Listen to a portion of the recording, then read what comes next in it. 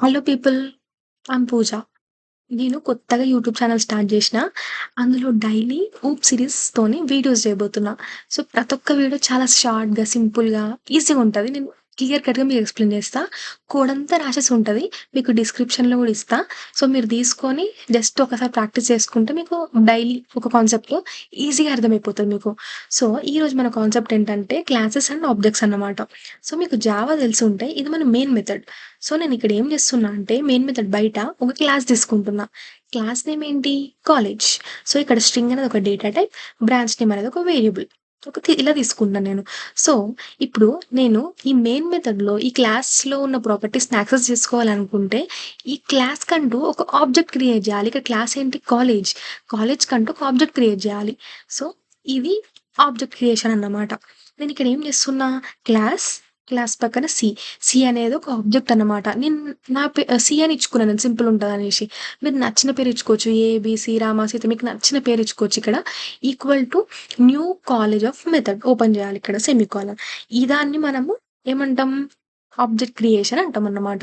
So, ఇప్పుడు ఈ C తోటి మనము ఈ బ్రాంచ్ నేమ్‌ని కాల్ జే సో, ఇక్కడ మనము సి డాట్ బ్రాంచ్ నేమ్ అంటే, ఈ బ్రాంచ్ నేమ్ లోపల ఏదైతే వాల్యూ ఉందో, ఆ వాల్యూ మనకి డిస్‌ప్లే అవుతుందన్నమాట. సో, ఫస్ట్ నేనేం చేస్తున్నా అంటే, ప్రింట్ స్టేట్‌మెంట్‌లో అడుగుతున్నా. సి డాట్ బ్రాంచ్ నేమ్ అంటే, బ్రాంచ్ నేమ్‌లో ఏదైతే వాల్యూ ఉందో నాకివ్వు అనేసి అడుగుతున్నానన్నమాట నేను. సరే అడుగుతున్నా. సో, అదేమిస్తదో చూద్దాం ఇప్పుడు.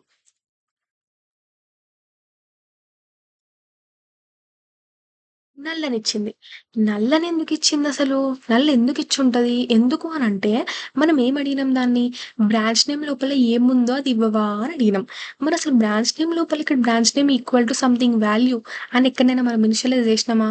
చేయలేదు. మరి చెయ్యనప్పుడు దానికెట్లా తెలుస్తది? కదా! ఏం వాల్యూ ఇయ్యాలని దానికెట్లా తెలుస్తది? నల్లనిచ్చింది. నల్లనెందుకిచ్చిందంటే, "అరే బాబు! నువ్వేం ఇనిషియలైజ్ చేయలేరా, ఇగ అట్రా నల్లు. ఏం లేదురా అందులో వాల్యూ లేదురా" అని జెప్పేసి మనకు నల్లనిస్తుందనమాట. సో, మనం దాన్ని జూసి మనం నల్లని అర్థం చేసుకొని మనం ఏం జేయాలి అనంటే, ఆ సి డాట్ బ్రాంచ్ నేమ్‌లోకి ఇలా ఒక వాల్యూని పంపియాలన్నమాట. ఏమని పంపిస్తున్నా నేను? బ్రాంచ్ 1 అని పంపిస్తున్నా. సో, ఈ బ్రాంచ్ 1 అనేది రైట్ సైడ్ ఉంది. ఈక్వల్ టు పక్కనుంది. అంటే లెఫ్ట్ సైడ్‌లో ఉన్న బ్రాంచ్ నేమ్‌లో స్టోర్ అయిపోతదన్నమాట. సో, ఇప్పుడు నేను ఒకవేళ బ్రాంచ్ నేమ్‌ని అడుగుతే, సి డాట్ బ్రాంచ్ నేమ్ అని అడిగితే మనకు అవుట్‌పుట్ ఏమిస్తది? గెస్ జేయండి. మనం ఇక్కడ ఆల్రెడీ ఇనిషియలైజ్ చేసినాం కాబట్టి అది మనకు బ్రాంచ్ 1 అని అవుట్‌పుట్ ఇస్తదన్నమాట. సో, ఇట్లా మనము with the help of objects we are accessing the properties which are in the classes. So, ఇట్లా మనం క్లాసెస్ అండ్ ఆబ్జెక్ట్స్‌ని యూజ్ చేసుకుంటామన్నమాట ఊప్స్ కాన్సెప్ట్స్‌లో. అసలు ఎందుకు ఇదంతా చేస్తున్నాం అనంటే పెద్ద పెద్ద కోడ్స్ ఉంటాయి. మీరు ఒకలా డెవలపర్స్‌ని చూసుంటే థౌసండ్స్ ఆఫ్ లైన్స్ ఉంటదన్నమాట కోడ్.